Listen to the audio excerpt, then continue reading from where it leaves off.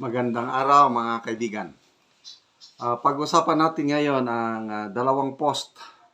Post ni General De Leon at post ni Doc Lorraine Badoy tungkol sa mga kongresista. No? Itong post ni General De Leon 17 hours ago. Sabi niya, is it true that 40 plus congressmen are seeking visas to countries with no extradition treaty with RP or Republic of the Philippines? So, medyo na-attract ako ng attention. Dami, 40 plus congressmen. So, I don't know kung nagtatanong nga lang naman si General De Leon. Nasagap niya siguro mga bali-balita. Kaya nagtatanong. What does it mean? Bakit gusto ng isang mambabatas na magpunta sa isang bansa na walang extradition treaty? Yun ang nakaka-curious, yung walang extradition. Yung hindi ka pwedeng bawiin. Kasi kung may extradition treaty, punta ka doon, magtago ka, pwede kang bawiin ng Pilipinas o i-request. Kagaya ng Pilipinas at Timor-Leste o East Timor, may extradition treaty, kaya pinababalik request ng Philippine government si former Congressman Teves. So, yun, extradition. So, basahin lang natin ang mga comments kasi na-curious ako paano nabalitaan, bakit lumabas yung ganitong balita. Sabi ni Fra Pao Lons Parcotillo, it's the INC rally effect and Congressman Rodante Marcolita's powerful speech to the Filipinos. Yes, nakakapanindig balahibo yung talumpati ni Congressman Marcoleta sa rally kahapon. Buena Vida, sabi niya, they know they'll be held accountable eventually. They can feel it. The tide is gradually turning against them. Maxi Jalun, sabi niya, sequester is the word of the day. BM, sabi niya, why? Bakit tatakas? Why? Tatakas siguro. Dindo po, sabi niya, preparation for pagtakas. Dryan Gunner, sabi niya, Exodus. Brad Stanislaw, magbabakasyon? Question mark. Tapos, emoji tumatawa. So, ayan, marami pang mga Punta tayo sa post naman ni Doc Lorraine Badoy. Sabi niya, ang tanong, sarap kaya tulog ng mga abusadong power trippers ng Quadcom ngayong gabi matapos iwas-iwas ni Marcoleta? Grabe, hindi ko inaasahan yung ganong birada ni Congressman Marcoleta. Akala ko nga, ang mga magsasalita, pawang mga ministro,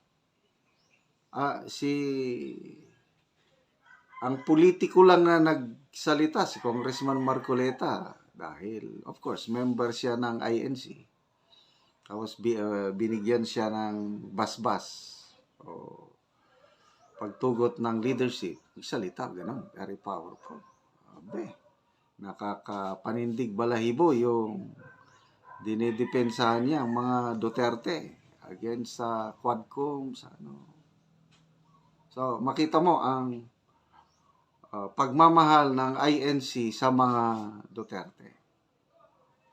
Sa 2028, ito na, palatandaan na sino ang i-endorso ng INC. Okay, so, basa tayo ng mga comments. Si Jan, sabi niya, merese sila. Don de la Santa, malamang hanggang sa panaginip nila nakikita si Congressman Marcoleta na kumakain ng masarap na hopya at di na nila kayang agawin pa. Yan, yung pinag-initan ng mga kongresista, yung hopya na kinakain ni Congressman Marcoleta. Grace Casinillo Rada, sana nga at di na nagising pa. Nit Sigura, Dok, mga ganid na yan. Rosel Navales, saan makita yung talk ni Marcoleta ka? Hindi niya napanood.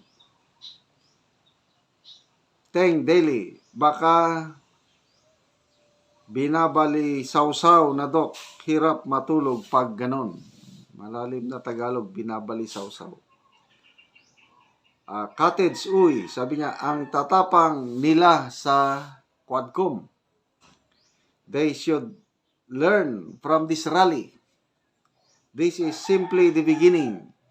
A strong message to those people in power that people are far from naive and that people's patience is not endless. Yun na nga. Grabe, yung sobra 1.5 million nag-ipon sa Quirino Grandstand.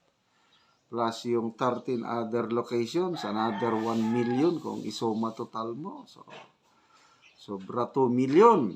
That's a very strong political statement sa mga tao na, yes, yung powers that be. Dapat alalahanin nila na ang kapangyarihan nanggagaling sa mga tao. At ito na nga, election na naman this year. So, sana ang ating mga mambabatas pag-isipang maigi yung mensahe ng INC Peace Rally. Dapat itigil na lang yung hidwaan sa politika. Magkaisa na lang muna at tutukan ang mga problema sa bansa, lalo na itong presyo ng bilihin. Grabe. Alos lahat. Ay, sila siguro. Mga nasa gobyerno, mga mambabatas ba o ano, baliwala yung pagtaas ng presyo. Kasi marami silang hawak na pundo. Paano yung ordinaryong Pilipino? Ngayong uupo si President Trump, tataas ang value ng dollar, lalakas ang dollar, hihina ang piso, sigurado ang inflation, pagtaas ng presyo, aasahan pa yan, kawawa ang Pilipino. Kaya ito ang dapat pagtutukan ng mga opisyal natin sa gobyerno. Okay. Speaking of mahirap, mga kaibigan, gusto kong i-share sa inyo yung mga natulungan nating mahirap na Talaandig tribe sa Bukidnon. Yung income natin sa YouTube channel na ito, yung panunod nyo na itutulong sa mga Talaandig tribe sa pagbibigay natin sa kanila ng yero at pako para makapagpatayo ng bagong bahay o ma-repair nila yung mga tumutulong bubong. Panoorin nyo ang video na ito. Salamat sa tulong nyo. So mao day ni ang update sa ilang balay diri karon. Ug isa pud ni sa mga gitabangan ang giyatagan sa yero. Now na to ang ilang sulod. So mao day ni ang mga daghan na kay mga buslot. So isa sa pang hatagan. So sila tagaan sila sa mga daghan nga yero para lang bago og dili na sila maglisod sa ilang katulgan kay nagalisod jud sila daghan kay tulo buslot. So mao na ni ang update sa ilahang bag-o nga balay nga gibuhat dire. So kinsay pangalan ani? Christine? So mao din ni si Christine. So mao ni ang tignapulo nga yero. Napulo nataga na mo muning inyo ha. So mo niyang napulo nga yero nga gihatag sa ila. So unsa man imong maistoryaan ni ma'am nga Gatagan na mo. Akong pasalamatan ang Ginoo nga gitubag gid ni among pag-ampo, naiwan na gid among balay. Sa unang nga galisod mi kung ahami magluto among katulgan. Ug salamat po sa nag-sponsor labi na sa gatanaw sa YouTube. Mm. Ya, natubag gid among giampo nga unta nga maiwan among balay karon natuman na gyud. So dugay ninyo nga ginapangandoy karon naa na gyud. O, Wala na mo nagastuhan tungod kay daghan tabang ug nagasuporta, no? salamat gid kaayo sa nitabang sa amo nga maiwan among balay. So nalipay ka nga naa na mo'y balay nga bag-o. Nalipay gid ko sir ka nabaguan among balay. So wala pa ni nahuman. So mo din nilang kuan balay. Mo nilang kuan daan nya balay. Dakan buslot karon. Ila pa ni gina-repair. Mo nilang kuan diri.